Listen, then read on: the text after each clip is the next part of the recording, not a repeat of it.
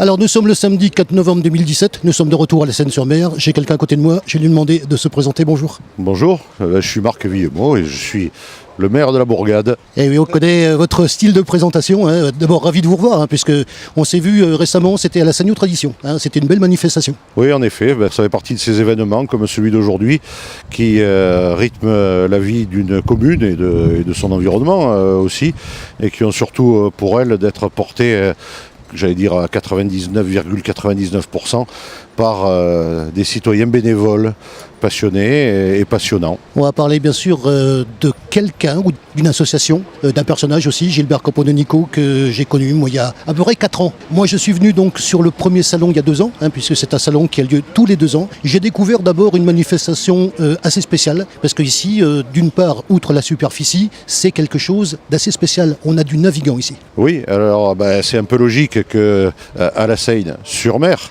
un grand nombre de passionnés de modélisme se passionnent en particulier pour la fabrication et ensuite le fait de faire voguer des petits bateaux, petits dont certains ne sont pas si petits que ça, mais qui sont pour certains d'entre eux, des vrais porteurs de mémoire de l'histoire de cette ville et en particulier de la construction navale, bien entendu. Alors vous le savez que je connais justement, j'ai appris donc à connaître ces gens, donc le Club des Argonautes ici à la Seine-sur-Mer. Vous savez que je connais pratiquement beaucoup de membres de cette association, de ce groupe de passionnés de modélisme. On les voit ici bien sûr, tous les 2 ans, mais j'aimerais aussi insister sur le fait qu'on les voit aussi ailleurs, c'est-à-dire que durant les 2 ans, ils font des manifestations, alors à la Seine, ils font aussi des manifestations à l'extérieur, et de ce fait, ils se font connaître, mais je pense aussi qu'ils font connaître quelque part la ville de la Seine-sur-Mer. Ah, tout à fait, ce sont des ambassadeurs, alors je dirais pas dans le monde entier, mais en tout cas à l'échelle européenne, de façon tout à fait évidente, et en particulier dans des salons qui sont organisés par d'autres associations, et je pense en Italie notamment.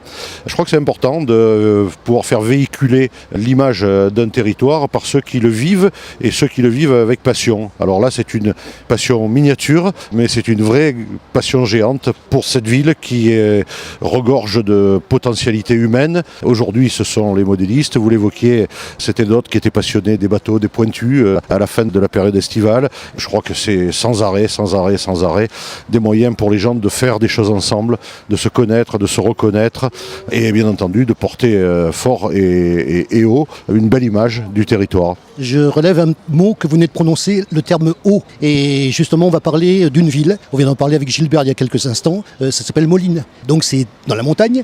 Vous avez donc un bassin avec des bateaux qui se trouvent donc dans la ville de Moline sur un salon assez important et avec un maire qui, ma foi, est assez content de voir un salon de cette importance. Et donc, il représente la ville de la Seine-sur-Mer dans un point où on peut le dire. Ah oui, en effet, puisque Moline, sauf erreur de ma part, est une commune qui jouxte celle de Saint-Véran et de mémoire, celle de Saint-Véran dans le Queyras, est la commune la plus haute en altitude d'Europe. Donc Moline doit être en numéro 2. En effet, on est ici au niveau 0, et là-bas je pense qu'il doit être au niveau 1600 ou 1700 facilement. Alors cette association, bien sûr, durant son salon, reçoit des gens de l'extérieur, ça c'est important, donc on montre quel est le salon, on montre aussi la mentalité des gens de la Seine-sur-Mer. Vous êtes bien placé pour m'en dire un mot, puisque vous participez justement au niveau des subventions de cette association, et vous participez, je pense, par les moyens que la municipalité accorde à cette manifestation et qui vont de pair pour un salon de cette importance et du cachet que j'ai découvert il y a 2 ans.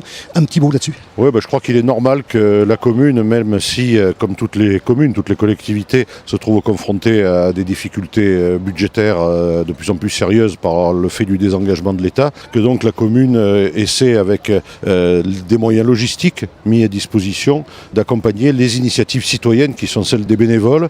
C'est un juste échange de bons procédés entre cet investissement de gens qui vivent leur passion, mais qui essaient de la communiquer, de la faire vivre. Et il suffit de regarder les regards émerveillés, pas simplement des enfants. Là, je viens du local où sont installées les miniatures ferroviaires, mais également des grands, et très honnêtement, j'en fais partie.